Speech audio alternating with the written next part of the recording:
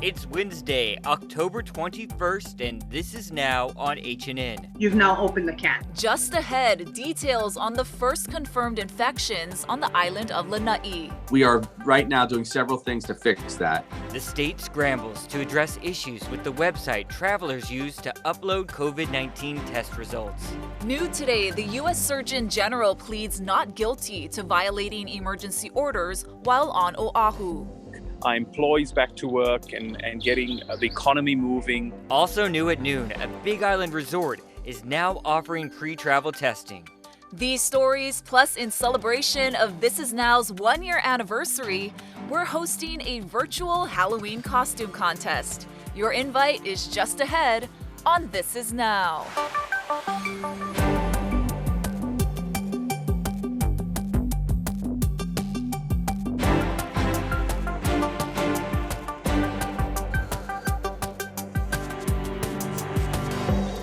Good afternoon, thank you for watching This Is Now. Jonathan and Ashley coming to you from the HNN Digital Center. We begin with this breaking news. The state's coronavirus death toll has officially surpassed 200. Hey everyone, health officials are reporting 14 more COVID-19 deaths today. Officials say 10 fatalities are a result of updated information received from nursing homes in Hawaii County, and the other 4 are on Oahu. That brings the state's official death toll to 203. DOH is also reporting 78 new infections today. 65 cases are on Oahu, 9 on the Big Island, and 4 on Lanai. Those 4 cases are the first confirmed cases on Lanai, which has been COVID-free until now. With limited healthcare on the small island, residents there are worried. Chelsea Davis has more.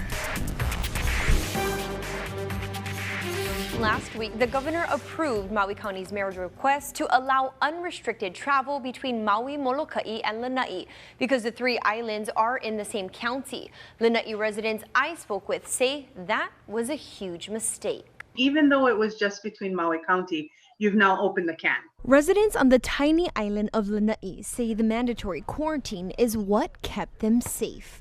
Once that was lifted for inter-county travel, they say everyone was put at risk. Allowed for people from outside to come in. We have a small community, a lot of elderly people, a lot of people with immune deficient health. So, there's a concern. State officials say they believe the 4 positive cases are linked to travel. 3 of the patients work at the same location. The 4th case is a healthcare worker who does not provide direct patient care. All 4 are in isolation. Lanai has about 3,000 residents and as a result has very limited medical facilities, including no ventilators. There are arrangements in place and protocols to transfer any patients that need more acute care to Maui Memorial Hospital or any other hospital in the state that may be more appropriate. In a statement, Maui Mayor Mike Victorino says it was my hope and prayer that we would have no cases on Lanai, but we understand how quickly this virus can spread in our communities. Senator Kalani English says he's confident the necessary resources will be deployed to curb further spread. With the island low on medical resources, there are concerns about the virus being community spread, which could quickly shut down infrastructure. We only have 2 grocery stores here. Everybody goes to the same grocery stores. We only have a handful of local restaurants. Everybody goes to the same restaurants. We have such a small island and, it can spread like wildfire. A drive-through testing clinic will be held on the island this Saturday at the Old Doe Administration Building from 9 a.m. to 1 p.m. for those 15 years old and older. It's by appointment only. The number to call is on our website at hawaiinewsnow.com. Testing is also available Monday through Saturday at the clinic and at the health center. Chelsea Davis, Hawaii News Now. Starting today, Hawaii Island will allow inter-island travelers to avoid the 14-day quarantine. Like trans-Pacific travelers, you can show proof of a negative COVID test 72 hours prior to your flight, or you can get a test from an approved clinic on Hawaii Island after you land. You can break quarantine to get tested. After that, you submit your negative test to the state and you're free. Like other counties, travelers will have to pay out of pocket. Meantime, Hawaii County Mayor Harry Kim is thinking about canceling the mandatory post-arrival testing program for arriving passengers after 9 false positives were reported. Quick antigen tests initially came back positive for those travelers, but a follow-up PCR test, which is the gold standard, showed that those visitors were not infected. That's according to the doctor who heads up the island's testing program. Meanwhile, there still seems to be some problems with the state's Safe Travels app. Our Mark Carpenter talked to one resident who had to quarantine even after testing negative twice. We spoke with a returning Big Island resident who wanted to remain anonymous. He got his test before takeoff, but went into quarantine because he didn't get the negative result until after he got home. But days after uploading the result, he remained stuck in quarantine. It's been very difficult to talk to anybody from that site. Like I said, I've made at least 40 phone calls, and I actually talked to a lady yesterday, finally, and she really didn't have an answer. She said they were having problems with the site, is exactly what she said. After our interview, he finally got the call. His result was accepted, and he was released from quarantine after 5 wasted days. The exact extent of the backlog is unknown, but Lieutenant Governor Josh Green acknowledges there are issues with Hawaii's visitor application process. We are right now doing several things to fix that. A lot of people submitted their tests after getting here because they didn't have their test results, and so they ended up in limbo. We are doing what we can to catch up. We're working day and night. We're increasing the staff to check those tests by significant numbers. I'm also thinking there might be 20 or 30,000 people out there with the same issue. I think the state program is good to screen arrivals and visitors and returning residents. I think it's good to screen them, but if you can't get the results and you can't get out of quarantine, there's no reason to do the test anyway. Although the resident we spoke with got his test from approved carriers, Green says that isn't the case for other travelers and stressed the importance of going to the correct sites. Mark Carpenter, Hawaii News Now.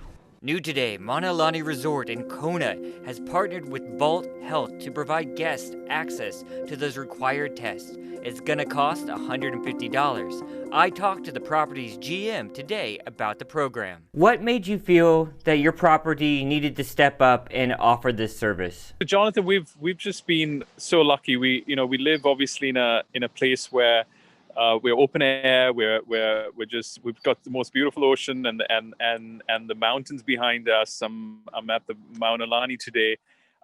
We feel Mauna Lani has been a special place in the hearts of everyone.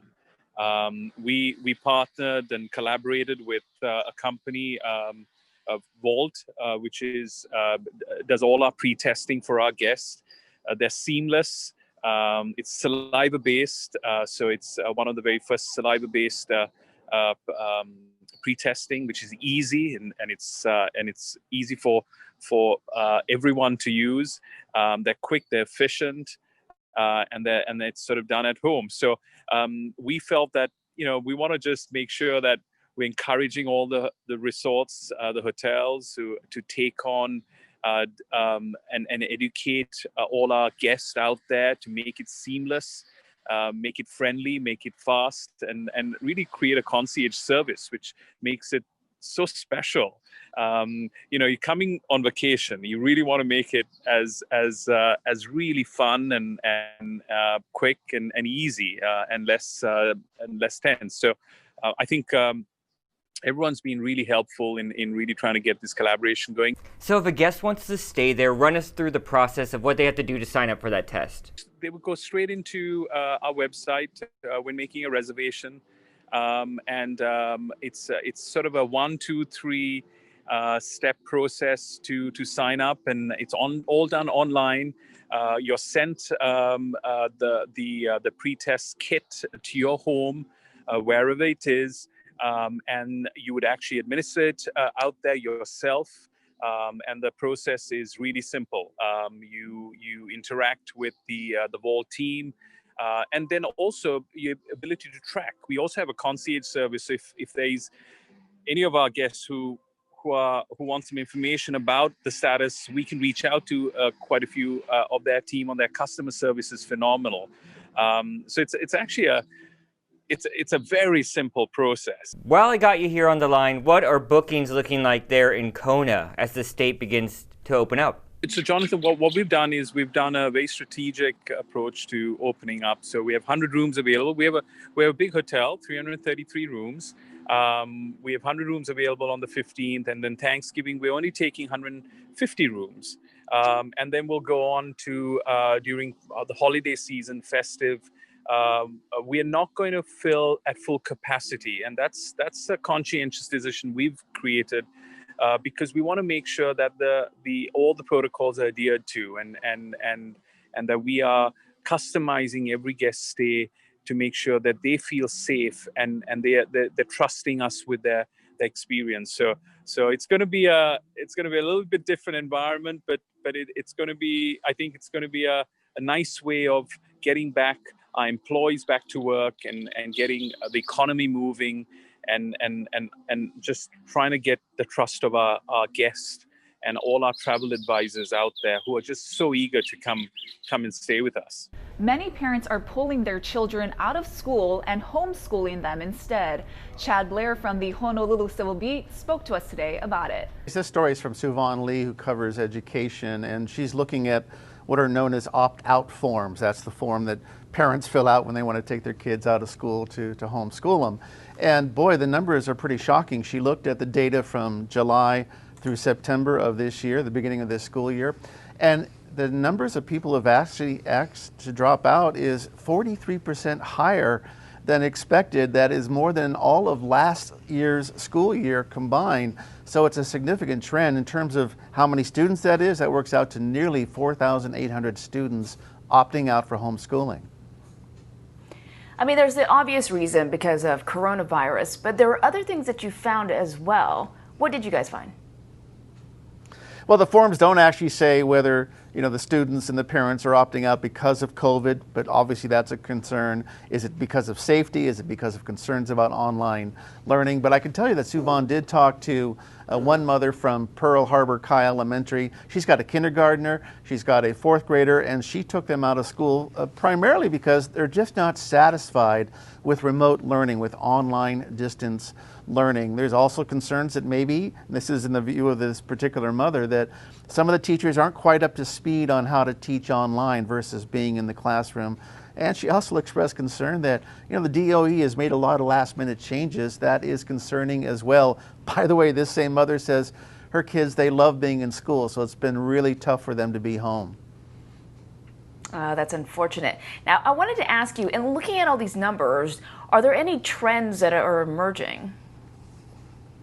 Well, certainly you can see that the largest concentration is in the Aiea, Radford, Moanalua school complex here on Oahu. That's no surprise. The concentration of students statewide is on Oahu, but there really doesn't seem to be any rhyme or reason in terms of whether it's at a rural area versus an urban school, whether it has to do with social economic level. Nothing really cropping up just yet. And by the way, the Department of Education, Suvon Lee, did ask them about what they thought was happening. They said they're not going to speculate what's happening. We're not going to make any assumptions at this time. Now, the bigger implication is really statewide, right, Chad? Because we're talking about federal money this is costing us. Right, and by the way, it's not just on Oahu. Some of these students are opting out in Kauai area schools, also on Maui. And yeah, schools get about $16,000 per student. I'm rounding up, it's about $15,800, but that's a lot of money. So if that student drops out or more students drop out, that means that's less money for the school. So that is a significant concern going forward. Yeah, I don't know about for you, Chad, but with my parents, I would not want to be homeschooled. They would not be very patient with me. Actually, my mother is the same way. Mother of four said the same thing. With this COVID, she'd be really concerned if we were back being school-age kids again at this time. Yeah, it's a big concern for a lot of families out there. All right, Chad, thanks for joining us this morning for Morning Beat. And if you want to see the full article, go to civilbeat.org. You can also text 66866 for their newsletter. Thanks, Chad. The mainland vendor hired by the state to handle unemployment claims has a bad reputation among unions. The state signed an emergency contract with the company Maximus to answer 8,000 calls a day through December. The workers answer calls from their homes on the mainland. Union leaders say the company is known for poor service and a high turnover rate of new employees. The labor director says that's news to her. They've done very well in many of the other states that we've asked. We hadn't heard of any complaints within the UI community. And since we hadn't and we knew they had experience, they could help us spin something up rather quickly. A spokesperson for Maximus denied accusations that they engage in any anti-union tactics and says they follow all the laws. The U.S. Surgeon General Jerome Adams today pleaded not guilty to violating emergency COVID-19 orders while on Oahu. Adams was issued the citation during a trip to Hawaii in August to oversee a federal surge testing program. Police said Adams was taking pictures at Kualoa Regional Park, which was closed at the time as part of those emergency orders to slow the spread of coronavirus. But Adams told police officers he didn't know the park was closed. His attorney, Michael Green, represented him in district court today as Adams' appearance was waived. So what came out of court today? Adams and another man charged with him are now headed to circuit court for a potential jury trial over the crime, which is punishable up to 1 year in jail and a $5,000 fine. That circuit court arraignment is scheduled for November 2nd. Election day, less than 2 weeks away, but it's important to vote early this year because of some very important changes. Casey Lund reports. Aloha from Honolulu Hale, where the in-person voting option opened up around 8 a.m. So a reminder that the hours at Honolulu Hale and Kapolei Hale are 8 a.m. to 4:30 p.m. up until Election Day. They'll be open from 7 a.m. to 7 p.m. for folks that want to do in-person voting. And I want to introduce one of them, one of the first people that are going to be in line here to vote in person. Diana Hayes with us. Good morning. You took the 5:15 a.m. bus Correct. from Kailua to get here. Why did you want to make sure you were here so early? Because my vote means a lot, and it's very important. It's crucial to Hawaii to have all votes in, and everyone who can get themselves down here because of COVID. On this side, I come from the Windward side in Kailua. It's imperative to put yourself on the bus if you have no vehicle. Get down here, vote. It's important. And this is the first year of all mail-in. What made you want to still vote in person? Why is that important to you? I don't know. I've always voted in person. It's a personal thing. I want to, in my mind, I want to have it rest assured that it's in. Yeah. It's here. It's a positive thing. So and that is an option. I do want to talk about the fact that there are only 2 voter service centers this year. Exactly. So to do that in-person voting, for folks like you especially, is a little bit of a trek. Is there anything that could be done differently next year to make it a little easier for folks that want to do in person? All right. It depends on COVID. If we still have to just have 2, Kapolei and Honolulu, then we have to adjust to it. But if they're going to let other areas be opened up, maybe they can open up more schools to have more voting areas to go to. Especially, Kailua, the Windward side, there aren't too many places to go. So it's just important. Well, you just have to do it. Thank you so much for having me. I appreciate it. And getting your vote and making sure your voices are. Diana Hayes with us this morning in from Kailua. A reminder, if you have any questions about voter service centers, mail-in voting, remember the agreed upon sort of deadline most folks are saying to get your mail-in ballot in is by October 27th to make sure there are no issues. You can go to elections.hawaii.gov and of course hawaiinewsnow.com for all your election coverage and any of the other resources you may need to make sure that your vote is counted. At Honolulu Hale, I'm Casey Lund reporting for This Is Now. Thank you, Casey. Less than 2 weeks away. Whoa. Wanted to remind you folks that on tomorrow, Sunrise is having a special report on our election coverage. They're going to give you a preview of what to expect and have all sorts of analysis to keep you up to date on everything that's going on Election Day. Taking outside right now, where are those trade winds, Guy Hoggy? It looks so muggy out there. Here he is with an update.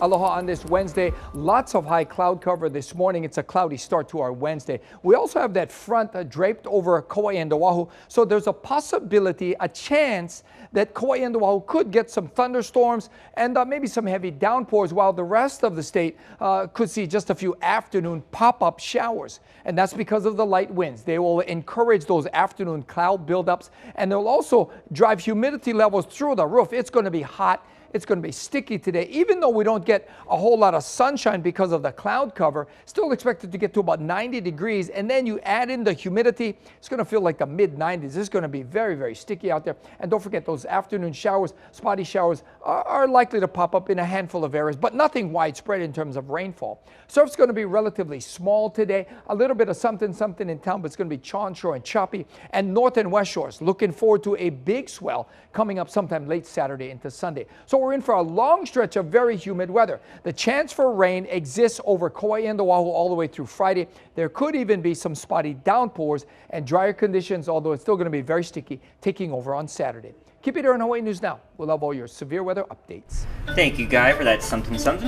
All right, guys, let's see what the internet is talking about today. A Halloween family tradition could be coming to an end. For the first time in more than 50 years, you guys, the annual classic, It's the Great Pumpkin, Charlie Brown, won't be broadcast. But there is one place you can still catch the special. It's available exclusively to Apple TV Plus subscribers. And the special will be streamed on the platform for free to everyone from October 30th through November 1st. Now, according to Apple TV Plus will be the new home for all Peanut Gang's content, including a Charlie Brown Thanksgiving, a Charlie Brown Christmas, and a new series called The Snoopy Show.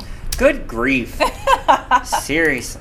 All right, guys, big news from This Is Now. To celebrate our 1-year anniversary, we're launching a virtual costume contest. That's right, a virtual costume contest. Just because Halloween will be a little different this year because of the pandemic, that doesn't mean you shouldn't dress up. I'm going to dress up. The contest will work very easily. You just upload your photos to our special costume contest page.